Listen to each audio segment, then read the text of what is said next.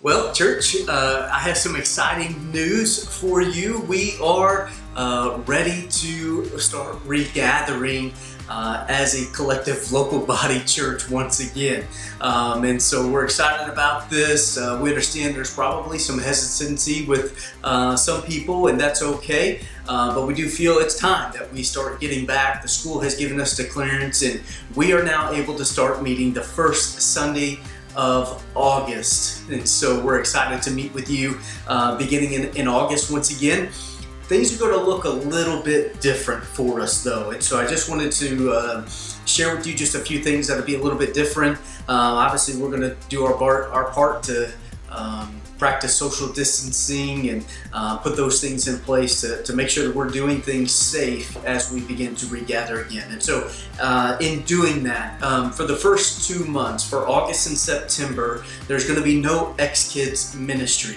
Parents, if you bring your kids, we're just going to bring them into the big church with us, and we'll all worship together collectively, but we won't have any kids ministries. And so it's just difficult for us to keep kids to social distance. You know, they haven't seen their friends in so long that they're going to want to hug and play and touch and all those types of things. And so it's also difficult for workers to care for children and practice social distancing. So we're going to hold off on that for a couple months and just see where things go as far as, you know, COVID-19 and what's happening. And so there'll be no kids ministry at that time.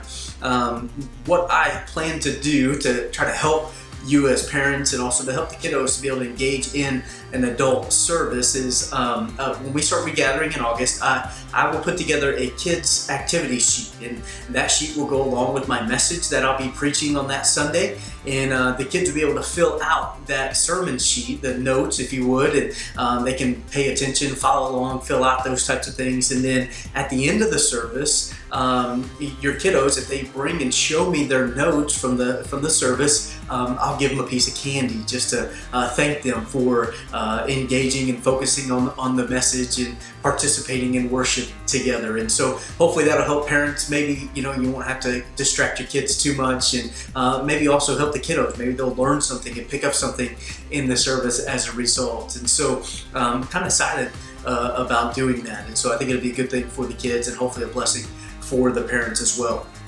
We will have our seats spread out with social distancing requirements. We'll probably try to group chairs together, maybe in chairs of 4, so families can sit together. And, you know, if you've got a family of 5 or 6 and you need to bring an extra chair or 2 into your group, you're more than welcome to do that. But we want to try to keep those social distancing things together. And so we're going to do that.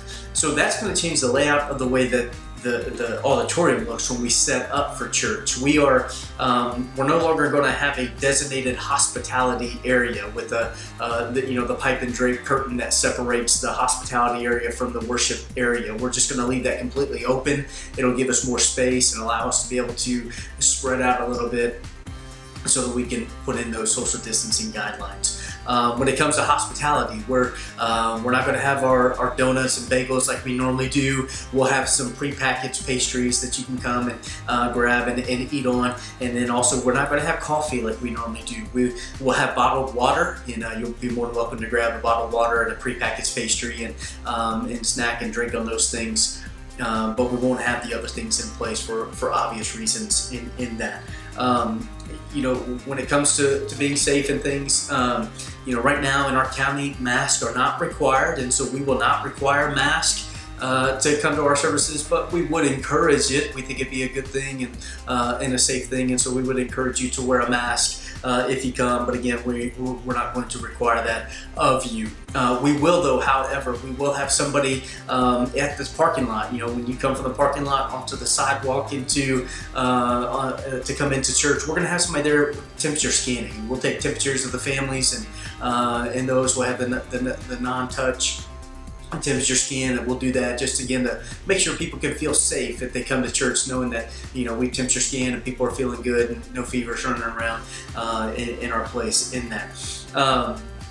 For those of you that you maybe just not ready to gather together quite yet, I get it. I understand that completely. And so I will continue to run our online service experience that we've been doing, but it'll just be at a little bit of a scaled back scenario, not everything that we've had going on, but I will continue to post video messages online, and I'll just do that for really just as long as I can until it just absolutely wears me out and becomes too much to run a Sunday service and to do a pre-recorded service. But I will offer that for those of you that don't feel quite safe or ready to be in large groups again. And so we'll have that online experience for you to continue to be able to worship with us at Exponential Church.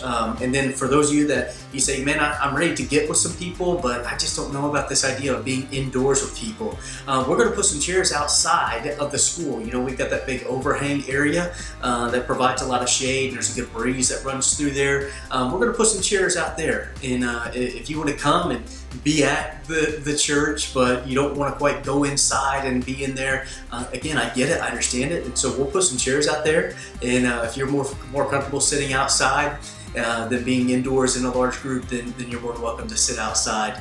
Again, we're just trying to make things as safe as possible, make you feel as comfortable as possible to come back to Exponential Church, but we just feel that it's time.